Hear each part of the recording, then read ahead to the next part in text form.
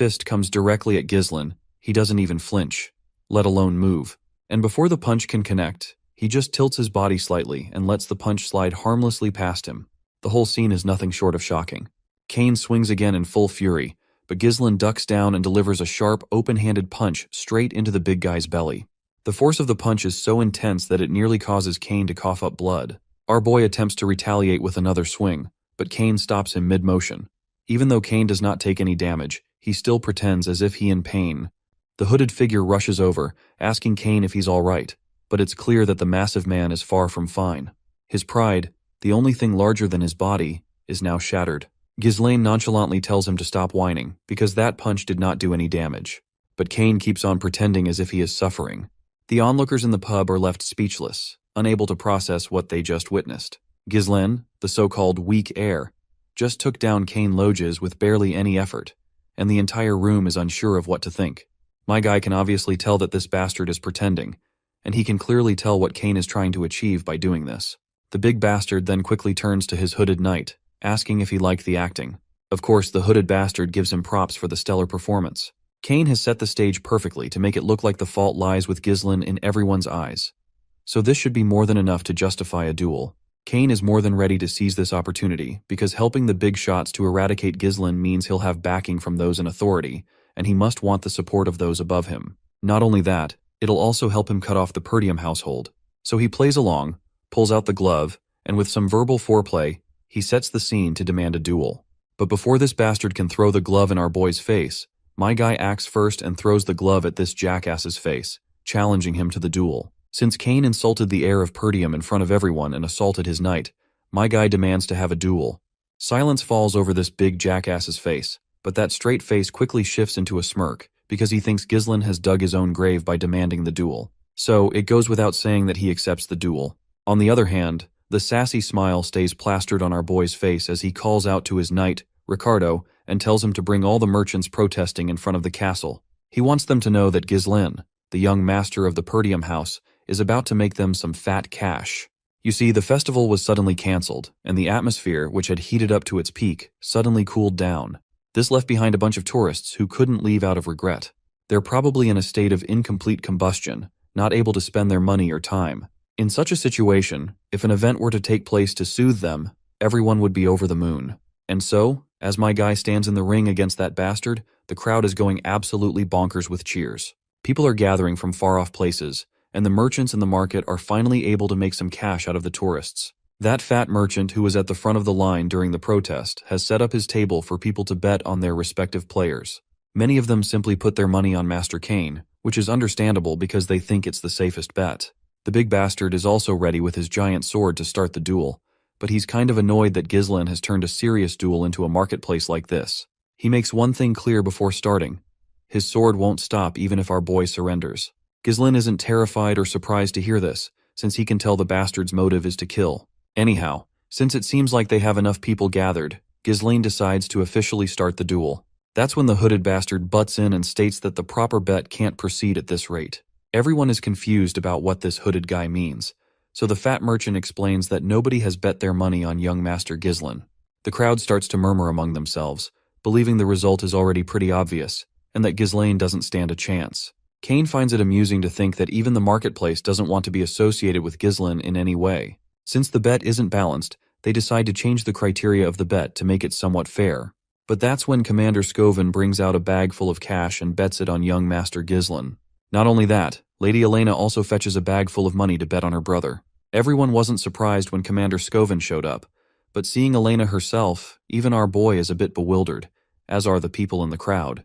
She then asks the merchant if this much money is enough for the bet, and the fat merchant humbly says yes. Now that there are people betting on Ghislain, Kane decides to start the duel without wasting any more time, though he looks a bit annoyed by the turn of events. Anyway, the duel begins, and our boy gives Kane the chance to attack first. After all, Kane is younger, so as a big brother, Ghislain would love to give his little brother the first chance to strike.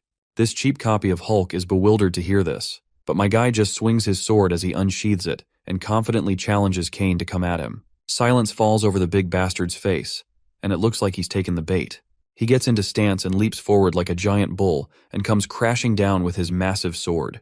The swords of both contestants collide, and this cheap Hulk pours every ounce of power into the clash. But nothing much happens to our boy. So the bastard once again swings his sword without thinking, and once again, my guy dodges. The fatty then leaps into the air to kick, but once again his effort is effortlessly dodged by Ghislain. After that little back and forth exchange of blows, both contestants fall back. While this creepy sucker smiles with his equally creepy grin, my guy can see how full of himself Kane is feeling. Belinda is sweating after seeing the young master clash like this with that behemoth. She even urges the young lady to stop her brother. Meanwhile, the hooded guy feels really confident that Ghislain is as good as dead. He believes that the moment our hero decided to cross swords with Kane, he fell for the trap. He's sure that Ghislain will be overwhelmed by Kane's immense power and will become consumed by the thought that there's no chance to counterattack. He will end up using all their energy just on evasion. In the end, the exhausted Ghislain will leave an opening and eventually meet his end. This is how Kane has won countless battles.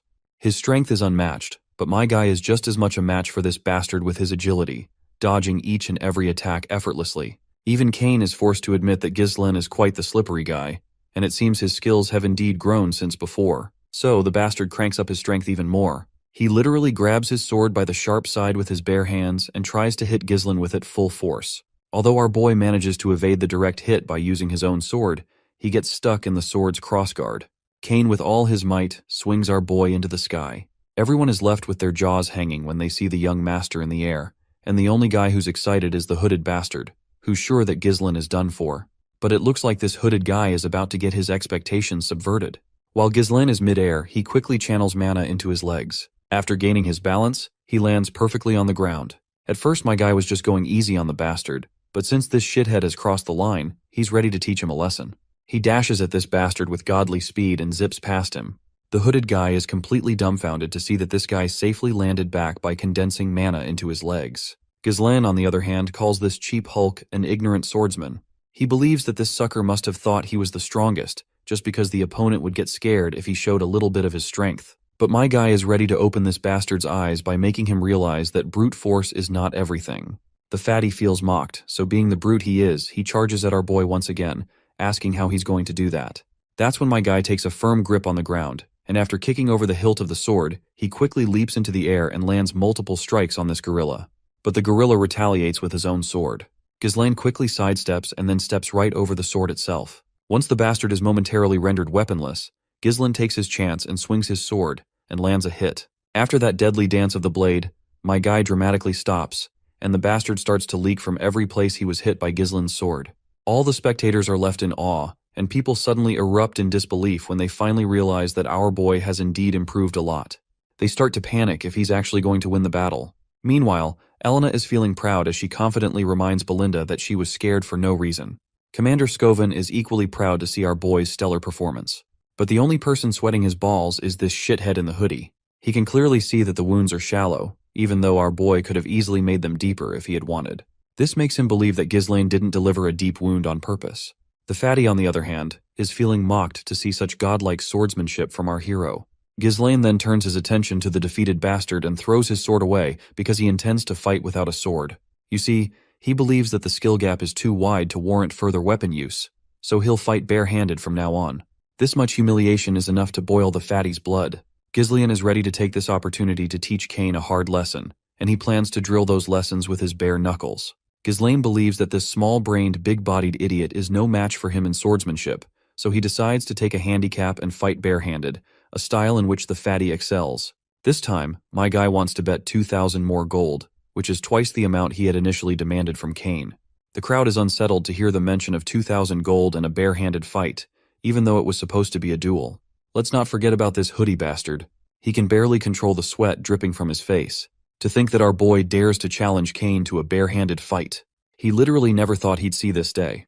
Though somewhere in the back of his mind, he thinks there's still a chance for Kane to win after all. The fat merchant quickly tells everyone to place their additional bets, announcing that the event is now a barehanded fight between young Lord Ghislain and young Master Kane. This time, many people are betting on our boy as their opinions are starting to shift. They realize that sheer force isn't always the winning factor,